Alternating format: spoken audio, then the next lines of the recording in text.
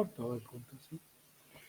Señor, te damos gracias por estar hoy acá congregados, por saber que nuestro corazón está abierto, Señor, a tu presencia, que nos inundas de tu amor. Gracias, Señor, porque el tiempo de estar acá también vos lo recibís como una ofrenda, más allá de las ofrendas materiales, poder entregar nuestro ser y compartir y estar en tu casa. Sabemos que es muy valioso para vos y también valioso para nosotros. Gracias. Te agradecemos, Señor, y te pedimos que sigas con nosotros el resto de este día. En el nombre de Jesús, amén. Amén. Tomen asiento, por favor. Les dije que los iba a sorprender con el mensaje de hoy. Y espero poder hacer claro qué es lo que quiero hacer al sorprenderlos con predicando hoy sobre la primera letra de la Biblia. Ahora les voy a explicar por qué, de dónde sale esto. En nuestra versión de la Biblia está en castellano, ¿no es cierto? ¿Se acuerdan cuál es la primera palabra que hay en la Biblia? En Génesis 1:1. De paso ahí está el texto y enseguida lo vamos a ver más en detalle. Ya apareció la sorpresa. ¿Y qué letra es esa? Es muy interesante, muy interesante. El Génesis arranca diciendo, en el principio crió Dios los cielos y la tierra. Pero ustedes saben que el Génesis es uno de los libros más antiguos que hay. Y en la literatura judeocristiana es el más antiguo. ¿Cómo será de antiguo que este que dice Génesis acá se refiere al principio de todas las cosas? Es decir, al principio cuando no había nada de nada. No al principio de cuando nació Adán y Eva, porque por los estudios de la ciencia sabemos que hay seres humanos parecidos a nosotros desde hace, no quiero decir un número, porque alguien va a decir, no puede ser, tanto es mentira, eso, mentiras de la ciencia, todo. 150.000 años está bien, porque es un número chico. ¿Millones de años?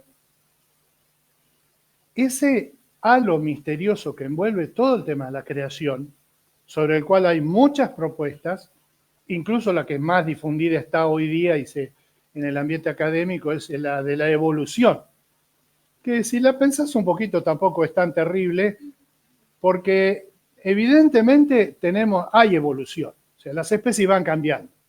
De hecho, siempre cuento que aún a corto plazo, cuando íbamos a Vialet Macé de chicos de vacaciones, había una palometa celeste en el río Cosquín. Ahora no hay más. Es una especie que desapareció en mi vida, que tampoco es tan larga, pensándolo en millones de años, ¿no? Faltará un par de años más. Y aún la teoría del Big Bang y todas esas historias hay que leerlas con calma, porque los creyentes somos como personas que están como alertas siempre a que nos quieran engañar y mentir. Y yo, no, mentira, la Biblia dice que fue creado en 7 días. Tranquilo con eso, porque todo eso tiene una explicación cuando uno estudia y conoce, como por ejemplo la primera letra de la Biblia. Ahora voy al tema de las letras. Si se fijan en el Antiguo y Nuevo Testamento en versiones de traducciones más modernas, en algunas aparecen las letras del alefato hebreo en el Antiguo Testamento. Se llama alefato porque la primera letra del alfabeto hebreo es Aleph. Aleph, Bet, Gimel, Dalet. Aleph. Aleph es la primera letra. Ahora, la segunda letra es Bet. Y el Génesis, en la antigüedad jugaban con los números. Hasta ahora jugamos con los números. En toda la historia la gente jugó con los números. Yo me crucé un gato gris, le voy a jugar al 14, que es el gato gris. ¿Se dan cuenta? Trata de vincular un número con algo. Entonces en la antigüedad tenían esto. Tanto en hebreo como en griego no hay números, solo letras. Por ejemplo, la Aleph en hebreo es el número 1. La Bet, que es esta, es el número 2. En el Nuevo Testamento, la Alfa, que es la primera letra del alfabeto, igual que nosotros, es número 1. La beta, alfa, beta, gamma, delta, etcétera, etcétera, son 1, 2, 3, 4, 5, 6. Entonces podemos jugar con eso. Por ejemplo, podemos tomar nuestro nombre y decir, mi primera letra es la D, alfa, A, B, C, D, es el 4. Entonces, mi nombre, Daniel, es 4 más 1 más, más N, que debe ser como 10, más 2, entonces lo sumo todo y me da 93. Entonces, mi número es el 93.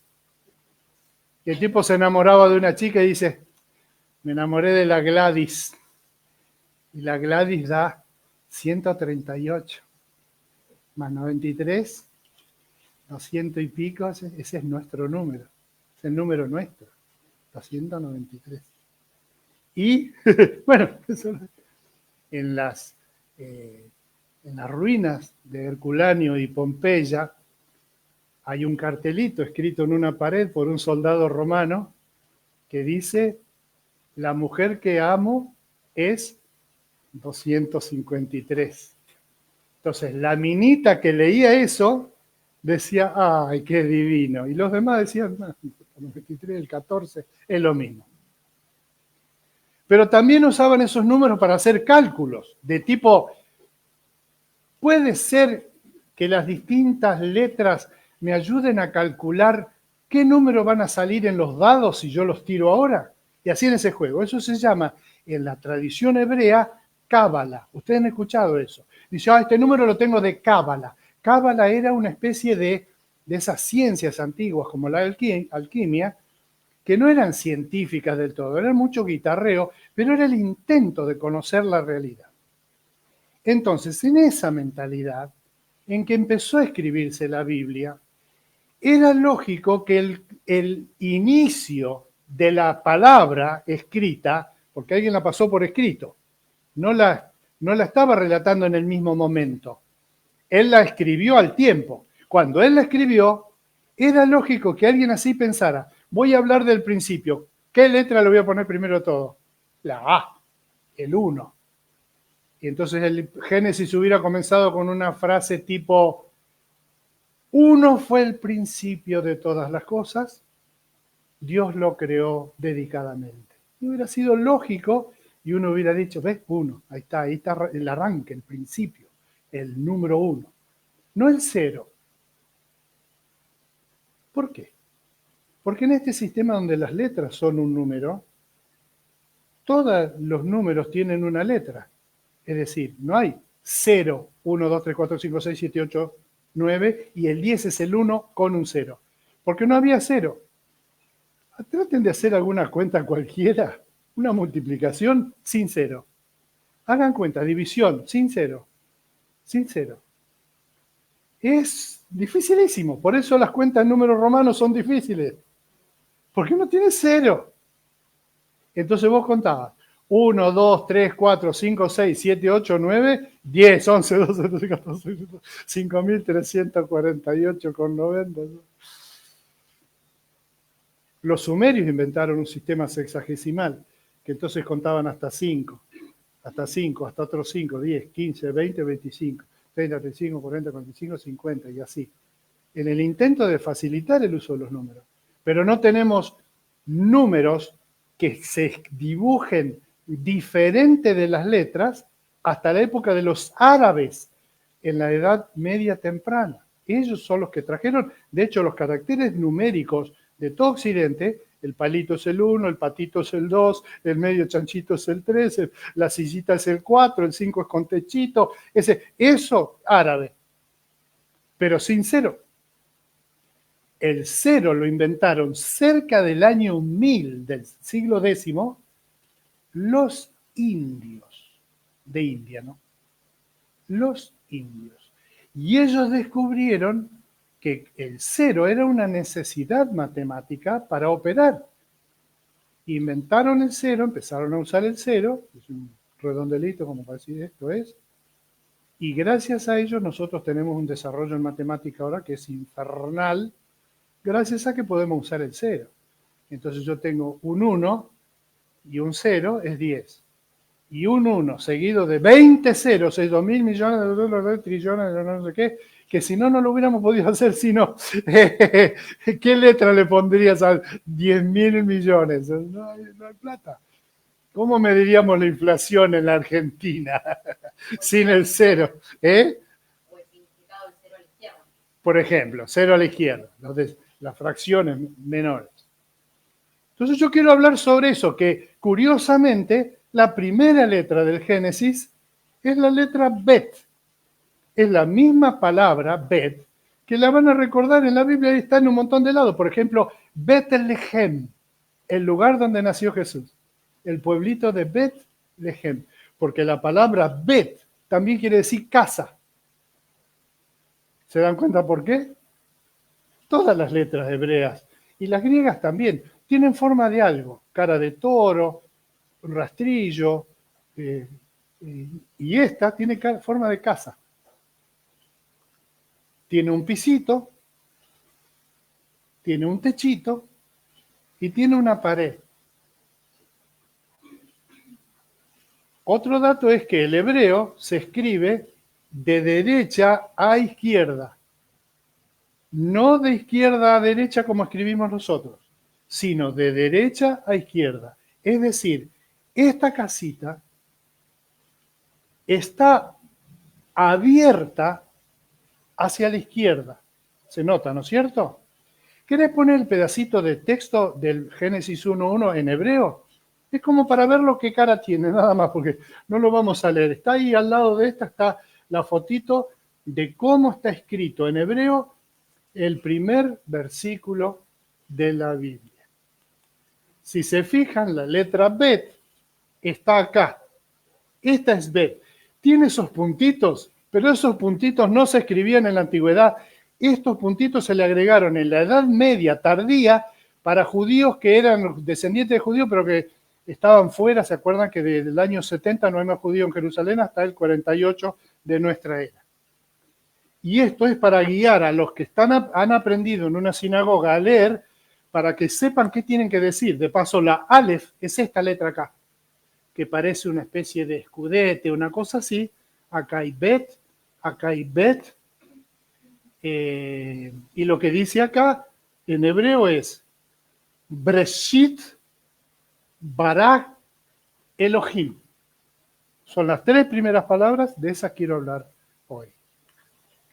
Pero si se fijan, la Biblia hebrea arranca acá, pero arranca con una, podés otra vez ponerla, Bet, arranca con una linealidad hacia adelante.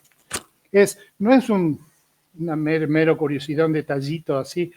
Es muy importante porque es el detallito que le da sentido a toda la escritura. A toda la escritura. Nosotros en nuestra Biblia tenemos el Antiguo Testamento, que es la Biblia hebrea. La Biblia hebrea, donde están los primeros 5 libros son la Torá, que es lo que se lee en las sinagogas judías todos los sábados, y el resto son escritos de profetas, como Isaías, Jeremías, libros poéticos, que también entraban para los hebreos como libros proféticos, porque tienen mucha doctrina y muchas cosas de Dios, y escritos menores como de algún profeta menor. Y en el Nuevo Testamento tenemos desde el nacimiento de Jesús hasta el fin del primer siglo. Cartas de Pablo, 4 evangelios contando la vida de Jesús en su biografía, cartas de los apóstoles, relatos en el libro de los Hechos de cómo arrancó la iglesia y nada más, cartas y el Apocalipsis. Lo que fuera, se entiende, ¿no es cierto? No estoy haciendo las cosas difíciles, ¿se entiende? Es decir, en nuestra Biblia, nosotros que arrancamos al revés, con la casita mirando para el otro lado, arrancamos con Bet acá y terminamos con una expresión muy bonita en el final de nuestra Biblia. ¿Se acuerdan cuál es? Apocalipsis 20.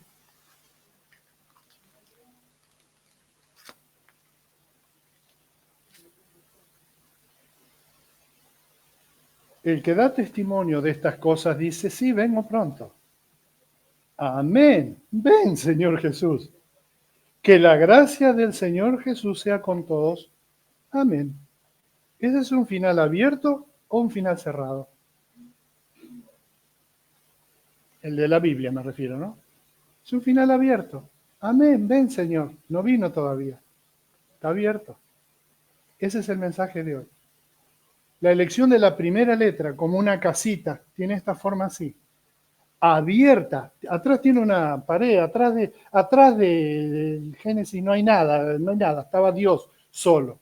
Pero a partir de él hay una visión de acá que se proyecta hasta cuando el Señor vuelva.